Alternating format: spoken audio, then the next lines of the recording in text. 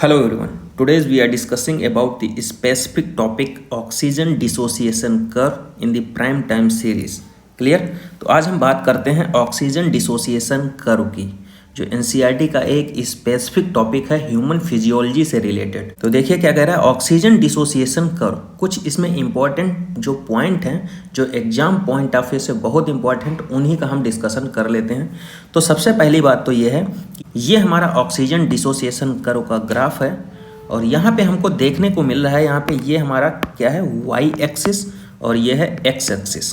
तो x axis पे क्या है पार्शियल प्रेशर ऑक्सीजन का और वाई एक्सिस किसको डिस्क्राइब कर रहा है percentage saturation of haemoglobin with oxygen. तो दो पॉइंट यहाँ पे याद करिए, एक्स एक्सिस पे क्या है और वाई एक्सिस पे क्या है। और दूसरा जो इम्पॉर्टेंट बात क्या है कि ये ग्राफ कैसा है, देखो एस शेप का, इसी को बोल देते हैं सिग्मोइड शेप, सिग्मोइड शेप या एस शेप। अब यहाँ पे हम बात कर रहे हैं, एक टर्म आता है P50 वैल्यू। तो अभी तो क्या है कि ये ग्राफ का डिस्कशन तो हम करेंगे ही, पहले यहाँ पे हम P50 वैल्यू के बारे में बता दे रहे हैं आपको। P50 वैल्यू बेसिकली क्या है समझने की कोशिश करिए। यहाँ पे देखिए पार्शियल प्रेशर ऑक्सीजन का दिया है ना, और इधर क्या था वाई एक्सिस पे परसेंटेज सेचुरेशन। तो पार्शियल प्रेशर जो ऑक्सीजन का वो 25 पे देखिए क्या कह रहा है, 25 पे अप्रॉक्सीमेटली 50% कंप्लीट हो जा रहा है। लाइन क्या कह रहा है देखो यहाँ पे, haemoglobin get saturated about 50% when partial pressure of oxygen 25 mmHg। मतलब कि 25 जो पार्शियल प्रेशर ऑफ ऑक्सीजन का कितना है 25, तो 25 पे ही ये 50% जो है सेचुरेट हो जा रहा है। क्लियर? तो यही डिस्क्राइब कर रहा है P50 वैल्यू को। तो it means the blood contains about 50% of oxygen. Clear? तो P50 वैल्यू आपको समझ में आ गया होगा। अब बात करते हैं यहाँ पे जो एग्जाम पॉइंट ऑफ व्यू से पूछा जाता है कि ग्राफ की शिफ्टिंग राइट में कब होगी और लेफ्ट में कब होगी। तो दो चीज़ें अगर आप अच्छे से यहाँ पे समझ लेते हैं तो कोई भी क्वेश्चन जो है एग्जाम में कभी गलत नहीं होगा। केवल क्या याद करना है, oxygen and pH, partial pressure of oxygen और पीएच तुमको याद रखना है केवल और केवल। अगर पार्शियल प्रेशर और पीएच का लेवल ज़्यादा होगा तो अदर सारी चीज़ें जो फैक्टर्स लिखे होंगे उनका सबका लेवल कम होगा। अगर पार्शियल प्रेशर ऑफ ऑक्सीजन और पीएच जो है ज़्यादा होगा तो ग्राफ की शिफ्टिंग किधर होगी, लेफ्ट साइड में। समझ गए? बाकी देखो समझने की कोशिश करिए, पार्शियल प्रेशर ऑफ ऑक्सीजन और पीएच अगर ज़्यादा होगी तो अदर फैक्टर जैसे टेम्परेचर होगा, H+ आयन हो गया, एल्टीट्यूड हो गया, partial pressure of carbon dioxide हो गया, ये सारी चीज़ें कम होंगी। क्लियर? तो अगर पार्शियल प्रेशर ऑफ ऑक्सीजन और पीएच जो है वो ज़्यादा होगा तो ग्राफ की शिफ्टिंग लेफ्ट साइड होगी, मतलब इस साइड में।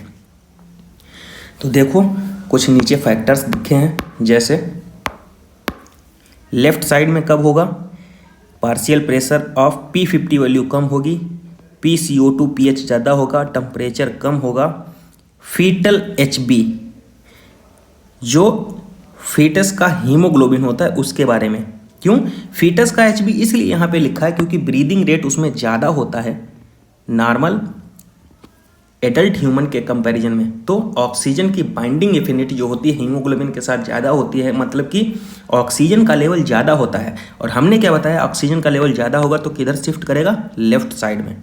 क्लियर? लेफ्ट साइड में, इसीलिए यहाँ पे फीटल HB लिखा गया। पल्मोनरी वेन लिख सकता था, क्यों, पल्मोनरी वेन में क्या होता है, ऑक्सीजन का लेवल ज़्यादा होता है, ऑक्सीजनेटेड ब्लड ज़्यादा होती है। सिस्टमिक आर्टरी लिख सकता था। क्लियर? तो बहुत सारे एग्जाम्पल्स हो सकते हैं।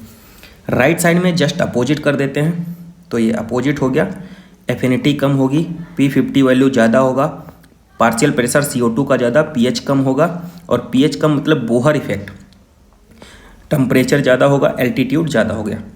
तो यहाँ पे एक क्वेश्चन दिया है, क्वेश्चन नंबर 23। क्वेश्चन नंबर 23 क्या कह रहा है, which of the following given factors are affecting the binding of haemoglobin with oxygen resulting in increase in the P50 value. P50 value increase के बारे में पूछ रहा है, मतलब राइट साइड की तरफ शिफ्टिंग। तो राइट साइड में शिफ्टिंग कब होगी, तो देखो क्या कह रहा है, फोर्थ वाला ऑप्शन हो जाएगा। नेक्स्ट हम बात करते हैं यहाँ पे, देखो जो ओवरऑल हमने ग्राफ को अभी समझाया उसी के बारे में बता रहा है। फीटल एचबी को बात कर रहा है, इसमें क्या है, ऑक्सीजन ज़्यादा होती है pulmonary vein, clear, systemic artery, तो किधर शिफ्ट करेगा, लेफ्ट साइड में। और जैसे ही ग्राफ लेफ्ट साइड में शिफ्ट करेगा तो क्या होता है कि मोर स्टीपर होगा। मोर स्टीपर कहने का मतलब क्या होगा, देखो जैसे हमने ये ग्राफ क्रिएट किया, क्लियर, ये ग्राफ क्रिएट किया अगर हमने, ये इधर शिफ्टिंग कैसी होगी, राइट, और इधर कैसी है, लेफ्ट। अगर लेफ्ट साइड शिफ्ट कर रहा है तो स्टीपर ज़्यादा होगा, ठीक है, मोर स्टीपर होगा, और मोर स्टीपर होगा तो स्लोप भी बढ़ेगा। स्लोप मतलब कि tan थीटा, क्लियर। तो लेफ्ट साइड अगर शिफ्टिंग होगी तो स्लोप इंक्रीज होगा on shifting on left side, more steeper and slope increases, clear. तो यहाँ पे हमने ओवरऑल पूरा ऑक्सीजन डिसोसिएशन कर्व के बारे में पूरा एनालिसिस कर लिया है। आई होप आपको ये टॉपिक अच्छे से समझ आ गया होगा। Thank you.